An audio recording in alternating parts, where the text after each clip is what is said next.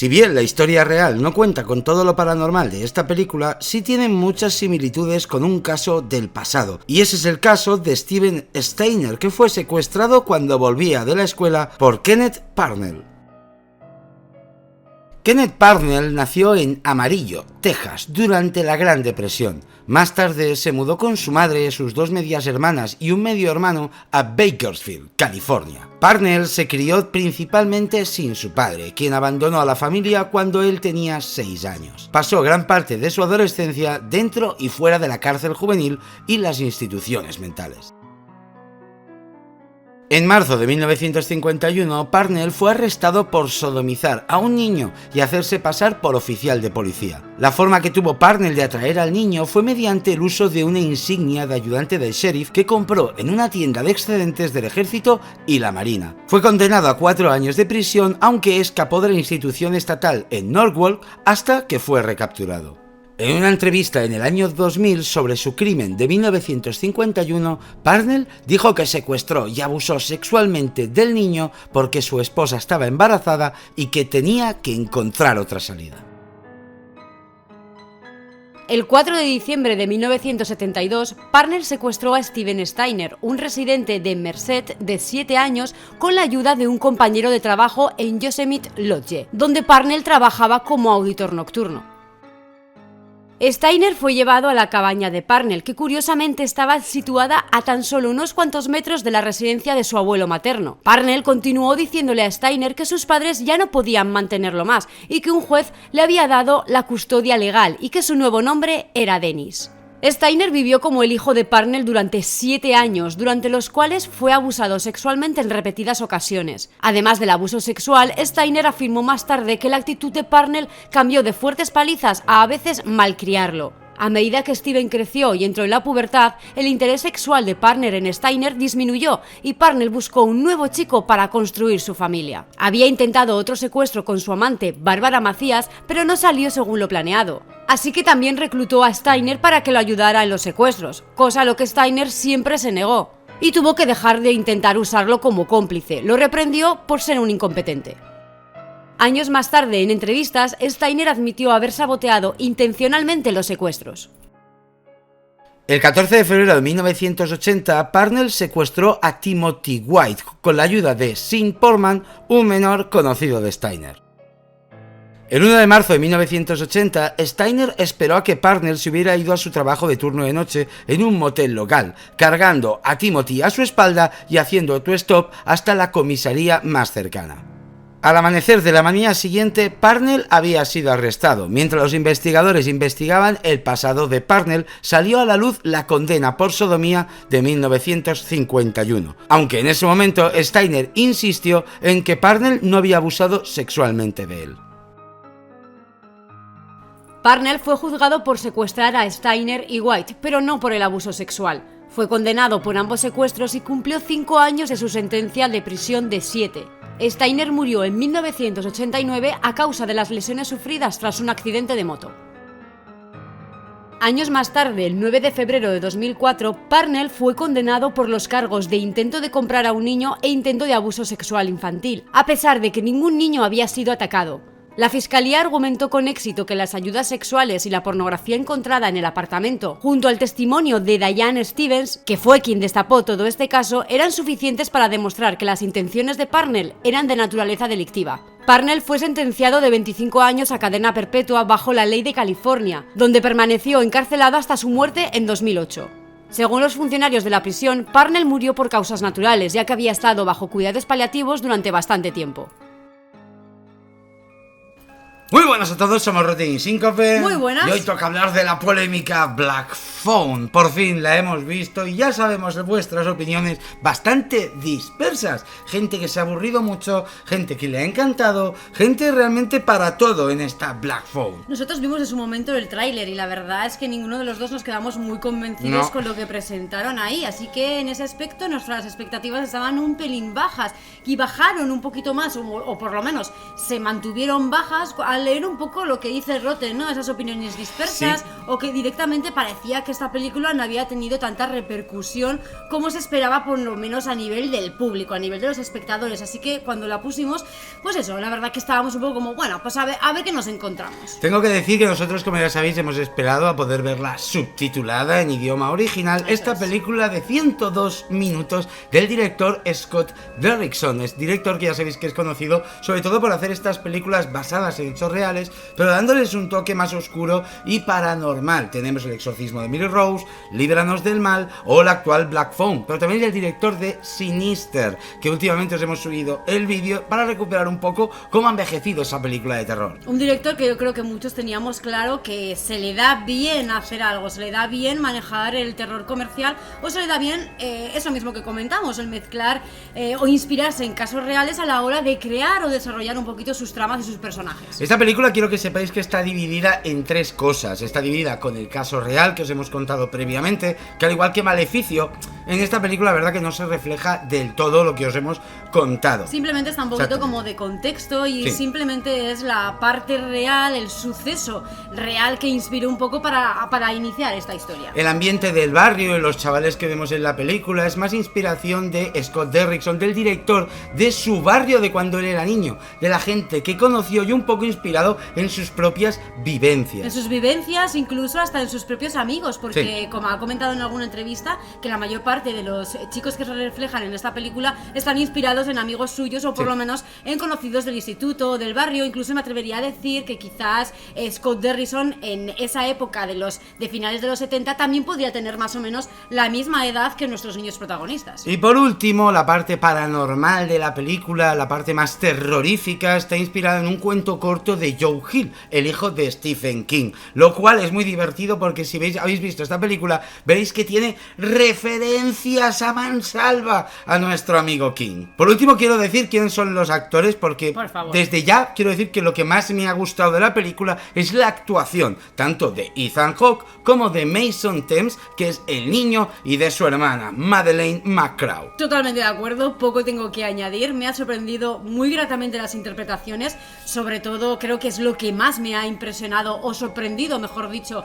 de la película. Me esperaba ver algo más tipo Goonie, yo que sé, que las actitudes o las personalidades de los niños no estuviesen tan justificadas con la narrativa de la peli, sino que estuviesen más ajustadas a la ficción y no tanto a personajes reales. Y la verdad que me he encontrado a niños pues como los que me encuentro en la calle, fuera de, no los he entendido tantos como niños en una película, sino como niños que realmente intentarían hacer frente de alguna forma, con los recursos que tienen, a una situación similar. Y me han encantado, me han sobrecogido los dos, me han emocionado y por supuesto nada que objetar a la actuación de Ethan Hawke, que a pesar de que se le ve bastante poco y que creo que esa ha sido un poquito una de las quejas o de los intríngulis con los que la gente se ha quedado, las ganas de ver a este personaje actuar o conocerlo un poquito más, a mí me ha dejado muy satisfecha lo poquito o lo poco que le hemos visto. Vamos a hablar de la película con spoilers directamente. Vamos a dar por hecho que la mayoría la habéis visto o la vais a ver. Por lo tanto, este vídeo va a desvelar absolutamente todo lo que hemos visto. Por supuesto, esta película no va a ir acompañada de final explicado, ni de teorías, ni de conspiraciones, porque creo que queda bastante claro todo lo que se quiere contar. Empezamos desde el principio presentándonos a Finn, este chico en este barrio, un chaval, el típico chico pues que al parecer no tiene muchos amigos, que la gente le hace bullying y que su mejor amiga es su hermana pequeña. Además de ese padre que conocemos, alcohólico, maltratador, viudo, un hombre que se le ve que ha pasado años mejores, pero que de alguna manera sigue queriendo mucho a sus dos hijos. Me ha gustado mucho cómo han relatado y cómo han recreado esta relación familiar, tanto del padre como cada uno de sus hijos, como la relación de los hermanos. Me gusta que esta vez hayan tirado por una historia de amor, pero una historia de amor fuera del amor convencional de parejas que a veces conocemos en este tipo de pelis, y que han tirado más por el amor familiar, el amor fraternal de dos hermanos, que a mí personalmente me enternece mucho. Desde el principio de la película ya vemos que en este barrio están secuestrando a niños, el de Grabber, como lo llaman los propios chavales, como un hombre del saco, alguien que la policía sí que conoce detalles, como que utiliza un una furgoneta y globos para engañar a estos chavales. Sí que es cierto que ellos no le dan mucha importancia, se lo toman un poco a cachondeo, son chavales de barrio, son chavales duros entre comillas, así que no parece que les importe mucho lo que está ocurriendo. Por lo menos al principio, porque sí que es verdad que se nota un cambio rápidamente en el momento en que ya empiezan a desaparecer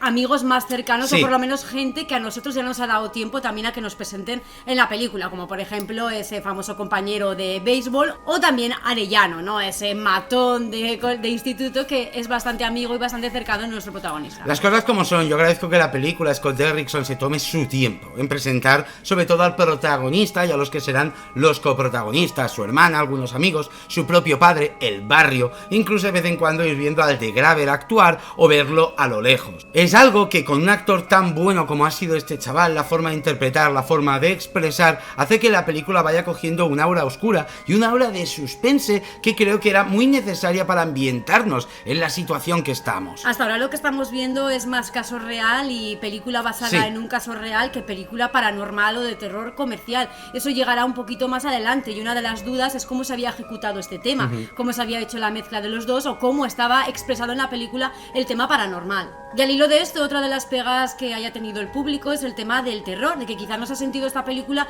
tan terrorífica, sino más bien un thriller de suspense o algo más relacionado a ese género que no tanto con el terror. Quizás ahora la gente necesitaba ver jumpscare, necesitaba ver fantasmas volando, necesitaba ver alguna cosa más reconocible como paranormal. Lo hago en cuestión retórica, no con ninguna ironía, sino que me choca un poco, que yo sí que siento que esta película está bien mezclada con el terror y el suspense y que la gente ha demandado, según mi entender, un poquito más de terror comercial. Muchos sabéis que nosotros íbamos a esta película, es más, cuando la puse le dije a Síncope, bueno, ya sabes que va a ser una mierda, ¿verdad? Pues vamos a ver hasta qué punto y a disfrutarla lo que podamos, con esa propia actitud que muchos creéis que es mala para ver películas porque ya te lleva con la negatividad. Hemos visto The Black Phone y ya os digo que cuando ha llegado esa segunda parte en que el niño Finn está secuestrado, donde empieza más lo paranormal, es donde más dudas teníamos sobre la película, porque hasta ese punto tengo que decir que estábamos ojipláticos, escuchando, viendo y disfrutando como niños esta película de terror. Sí, estábamos muy integrados en la peli, muy acordes con el protagonista, y cuando ya llega a ese zulo y a ese basement, a ese famoso sótano y presentan el teléfono y empieza el primer ring ring, la primera llamada, me ha gustado la forma de presentar ese tema paranormal, como poco a poco han ido haciendo esas llamadas más frecuentes. En la primera llamada quizás no se oye nada o simplemente un par de palabras, para posteriormente darte cuenta lo que ya muchos sabíamos y nos habíamos medio spoileado, ¿no? Que eran esos niños, antiguas víctimas del secuestrador, los que estaban intentando ayudar al chaval. Y a pesar de que sí que he sentido eso, no me ha parecido tan sencillo. Creo que lo han ejecutado de una forma bastante inteligente, bastante progresiva y bastante natural dentro de la propia narrativa de la peli, no simplemente presentando una llamada de teléfono de hola, soy el fantasma del niño que murió aquí, te voy a ayudar. Creo que hasta la actitud de que los propios niños, según el tiempo que llevaban ahí secuestrados y muertos, ni siquiera recordaban su nombre, creo que hasta ese detalle de que algunos sí recordaban y otros, como por ejemplo Arellano, no, ha sido totalmente estudiado. Y creo que el estudiar tanto ese guión y esos pequeños detalles a la hora de encajarlos hace que la película sea mucho más efectiva. La forma de integrar los flashbacks, de cómo secuestraron esos niños, formas súper sencillas, quizá alguno nos lo han mostrado más, como ese prácticamente cantante de Striper, ese chaval jugando al pinball,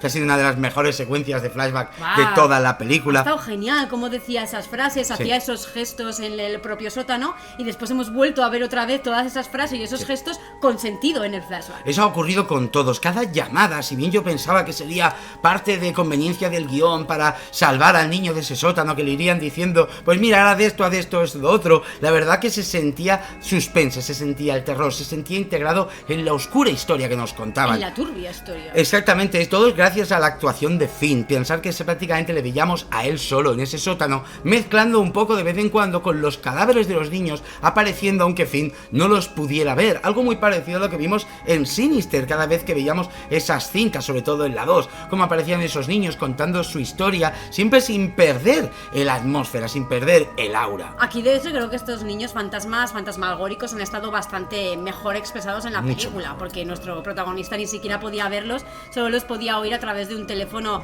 desconectado, y cada uno simplemente le contaba sus mierdas, le contaba lo que él recordaba que había intentado hacer, porque no había funcionado, o cuál era el momento en el que se habían visto realmente atrapados o habían sido asesinados. Esos pequeños tips, esas pequeñas pistas que cada una de las víctimas le iba contando a Finn, ha sido lo que ha hecho que todo se construyera alrededor de Finn y Finn tuviera un plan bastante más estratégico y bastante más planeado de lo que habían tenido cada uno de esos niños de forma individual. Así que sí, los niños fantasmas intentan ayudar al protagonista, pero no le dan exactamente todas las pautas que tienen que hacer. Es el propio Finn el que tiene que encajar piezas, utilizar todos los recursos que los niños le han presentado, que ellos utilizaron, y buscarse un poco la vida. Ahora hablemos del The Grapper, que ha sido la gran queja, creo que de la mayoría. Ethan Hawke no aparece prácticamente. Aparece solo 5 minutos. Es como la niña de Hereditary, aparece solo para salir en el póster. Vale, hablemos del The Grapper. Bueno, eso solo nos lo ha dicho un compañero. Sí, bueno, pero alguien lo ha dicho. Sí. Hablemos del The Grapper. Además de la forma de secuestrar a esos niños con los globos, fingiendo si quieren que les haga un truco de magia. Bueno, pues algo... Sprayes en la boca, algo bastante novedoso. ¿Sí? Algo que quizá en los años 70 se veía pensar que veníamos de Ted Bundy, de los Manson. En los años 70, la cúspide de los asesinos en serie en Estados Unidos. Esto lo contó el propio Scott Derrickson, para lo cual se inspiró para el personaje de The Grapper. Un personaje que una vez llegamos a esa casa vemos como tiene la máscara dividida en dos partes, que puede ir intercambiando como él le plazca. La primera la vemos que directamente no tiene ninguna boca, un personaje mudo entre comillas, un personaje que quiere ganarse la confianza de ese niño. Y si bien la historia no es exactamente igual que en la real, sí que dejan pequeñas pistas de lo que ocurrió en la verdad, como por ejemplo el hecho de querer quitarle el nombre. Esto también ocurrió en el caso real. Pero la forma tan inocente que tiene este secuestrador de hablar con Finn al principio es algo que hemos podido ver y que se sabe sobre los pedófilos, sobre todo. Personas que intentan aparentar ser amistosos con los niños, aparentan querer ser sus pequeños amigos cercanos, para ir poco a poco acercándose e ir abusando de ellos. Cosa que este personaje, desde la primera conversación con Finn, podemos ver cómo le toca muchísimo. De verdad que es escena más inquieta. Más inquietante. Iba a decir incómoda, pero no, es inquietante, porque no llega a ese nivel de generar incomodidad, porque es de las primeras escenas, pero la forma esa tan tierna, tan empática y tan cómplice de hablar ese adulto con ese niño, y sobre todo acompañado de esas caricias que le hace primero en el pelo para verle bien la cara, después en las mejillas, después le agarra un par de veces de los hombros. La verdad que esa cercanía tan forzada, esa invasión del espacio personal, es incómodo hasta con gente adulta, entre gente adulta, quiero decir, en ocasiones. Así que entre un señor adulto enmascarado con esa máscara tan siniestra y un niño que realmente expresa terror o inquietud, la verdad que esa escena me ha sobrecogido un poco. Luego tenemos la máscara sonriente, la máscara más famosa, la máscara de la portada de la película, que es cuando ya es tu amigo directamente, le trae la comida, le trae la bebida, le dice que para qué quiere drogarlo si ya lo tiene en ese sótano, y sobre todo la escena en la que le deja la puerta semiabierta, una escena inquietante. Es la parte más vacilona, ¿no? La parte esa de la sonrisa de payaso, de esa sonrisa de carcajada, es la más vacilona, y sí, da pie a una de las secuencias más inquietantes, que es ese Ethan Hawke con esa máscara, de la forma que la lleve, porque hay varias escenas, hay varias secuencias en ese estilo, descamisado y con una pose ahí de espera en esa silla de madera, que bueno, ahí esperando que salga el niño, que ha sido pues bastante tenebroso. Aquí recordemos que lleva la máscara con la cara cabreada, como yo he mostrado aquí, que gracias a esa llamada de uno de los niños, en fin, no se atreve a subir la escalera porque se lo hubiera encontrado con el cinturón esperándolo. El juego del naughty boy, el juego del niño malcriado, del niño travieso, creo que traducía. Del niño travieso, el naughty boy. Como os digo, a mí el personaje de Ethan Hawke no necesito nada más de él. Es un personaje que está ahí para crear una atmósfera. Nos están contando la historia de un niño secuestrado, sobre todo desde la visión de ese niño. Sí que es cierto que podían haber hecho una película mucho más oscura, podíamos haber visto cómo abusan del niño en el colchón, podíamos haber visto mil cosas, pero sí que es cierto que Scott Derrickson ha querido centrarse en algo que no es ese morbo, ha querido centrarse en el superviviente, ha querido centrarse en la historia de superación de este niño y cómo pudo lidiar con el tiempo que estuvo ahí encerrado. Si bien es cierto que el de verdad estuvo 7 años y este quizá pues está 3-4 semanas, el tiempo no creo que sea realmente importante para poder entender el miedo que siente alguien cuando está secuestrado por alguien así. Es que creo que la clave es esa, lo que has dicho, ¿no? El protagonista no es el villano esta vez. El villano está aquí pues para crearte una situación, para crearte un peligro y para crearte un miedo, y para que sobre todo entiendas por qué está así en esta situación tu protagonista. Me gusta que no hayan tirado por el tema más explícito. Fíjate qué raro que yo lo diga, porque a mí estas cosas explícitas y violentas y chocantes en la pantalla siempre me encantan. Y no sé si en este caso me hubiera gustado verlo, no sé si hubiera querido ver algo como en la película asiática que vimos, donde es un internado, donde también abusan de niños. Silenced, eso es, que a pesar de que no es explícito, sí que se ve relativamente esos abusos a los niños, y te centras a veces más en esas escenas escenas que la historia que te están contando. Entonces yo aquí no he echado de menos esa explicitud, no he necesitado un ambiente más turbio para que la película me parezca turbia. Lo que he visto al villano me ha encantado, cambiando de máscara en una actitud cada vez por momentos más segura y por momentos es verdad que más insegura o incómodo en su propia casa, por algo que no entendíamos muy bien qué era, que después ha sido muy sorprendente, y es ver al antiguo inspector tal y tal encima del propio sótano, en la misma casa, y encima siendo el hermano del villano que has visto, ¿no? Por terminar con The Graver y Ethan Hawke, por terminar un poquito con este personaje, el momento en que no lleva la máscara de arriba, que está sentado solo mirando al niño dormir, es que son cosas que a mí me gustan. Esto es el verdadero terror psicológico, el poder ponerte en la piel de ese personaje, el cual no te está mostrando ninguna escena morbosa, truculenta, es gore, ni ninguna escena sobrada, pero que sí que puedes sentir los nervios. ¿Qué hace este señor ahí? ¿Cuándo va a tocar al niño?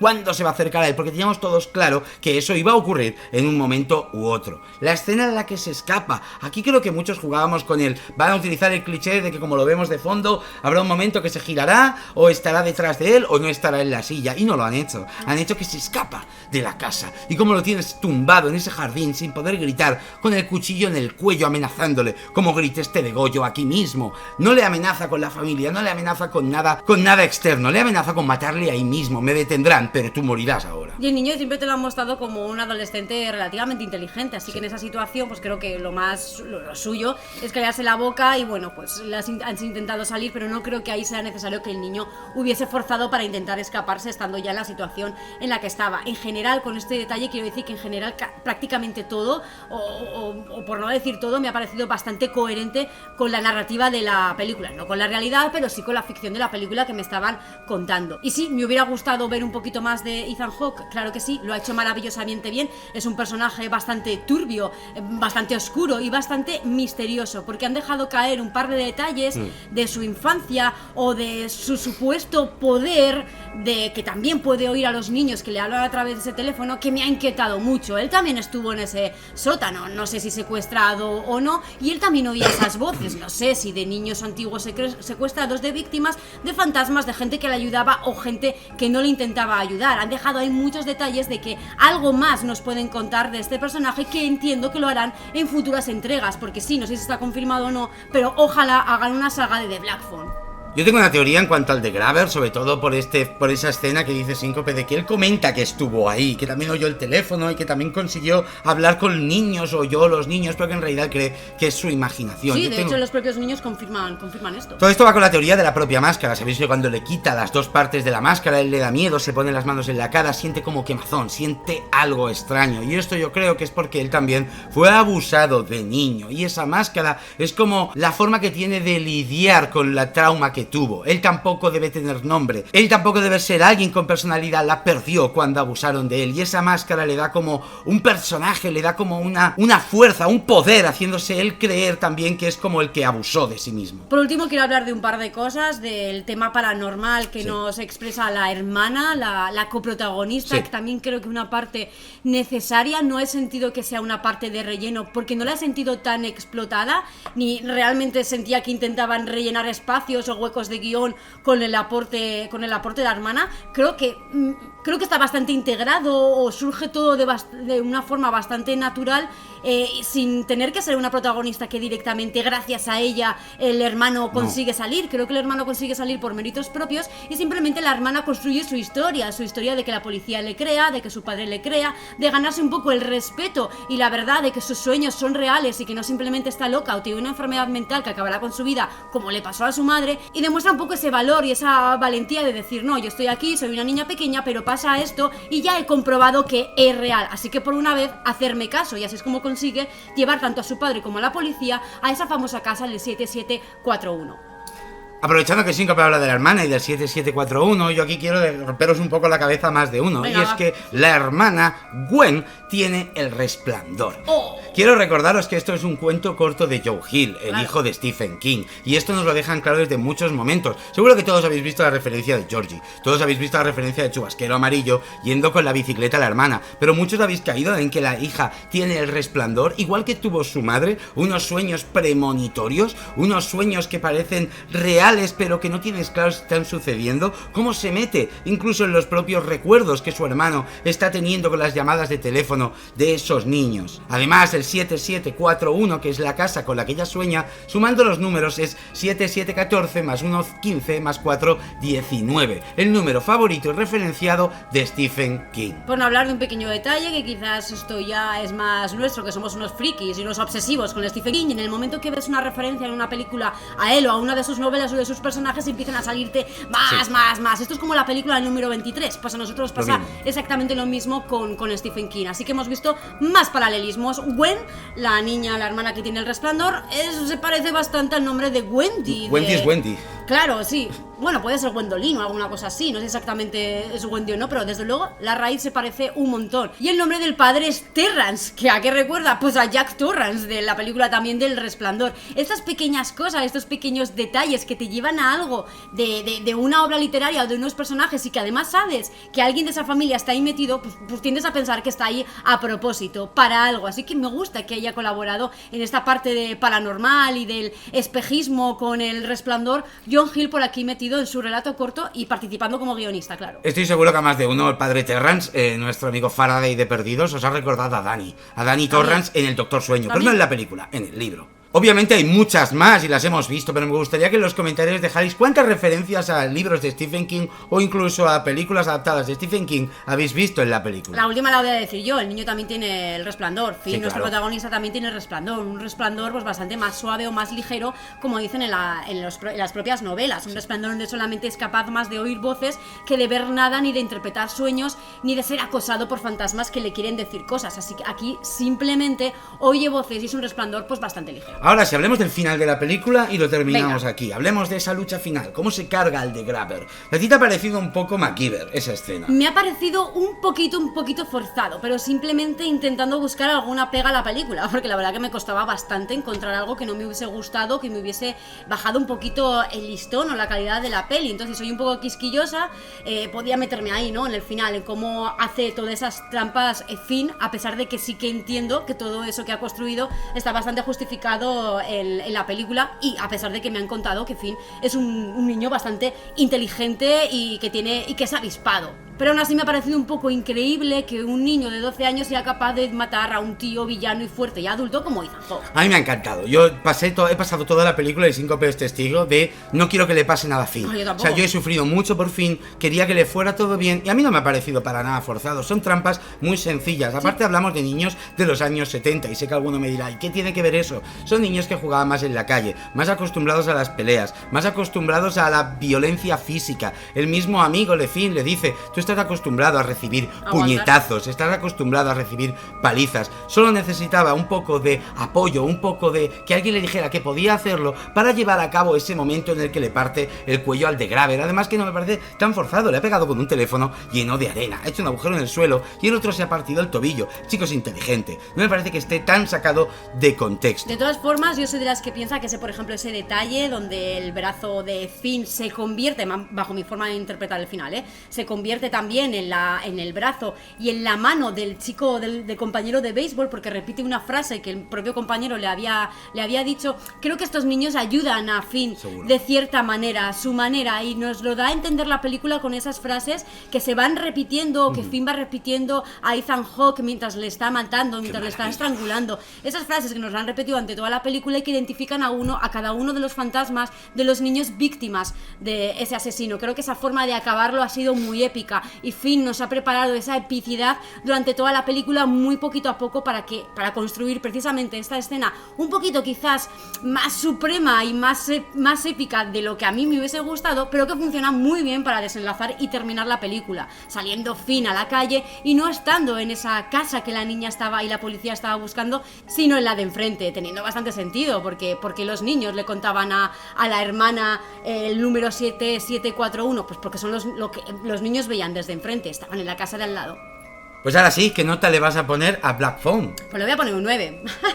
Un 9, 9 y medio. La verdad es que últimamente todas las que veo que me gustan se mueven en el 9, 9 y medio. Sí. Y si no me atrevo a darles el 10 es porque realmente no siento que todavía sea el 10 y porque esta peli probablemente también esté en mi top del año. La verdad es que ha sido de las películas paranormales o de terror comercial que más me han gustado últimamente y que más me han sorprendido. Así que, pues sí, probablemente ocupe uno de mis 5 primeros puestos. Yo no tengo ningún miedo, yo le pongo el 10. O sea, yo le voy a poner un 10. 10 a esta película. Sé que la mayoría tenéis un miedo terrible a poner notas altas a las películas y la verdad que no entiendo por qué. Los 10 no caducan, las notas no caducan, no con el tiempo pierden su valor. Yo le pongo un 10 porque la he disfrutado, la quiero volver a ver y la verdad que ha sido una película que me ha sorprendido después de la baja expectativa que tenía, lo bien actuada que está, los efectos como son, los actores como lo hacen, absolutamente todo. Un 10 absoluto y top del año fijo. Decir que creo que esta peli pasará como creo recordar que pasó con Sinister. Sinister se vio, tuvo opiniones bastante divididas, que sí va, tiene mucho jumpscares, es una peli típica de fantasmas, a otros nos encantó y que conforme ha ido pasando los años se ha convertido en una película más y más prestigiosa porque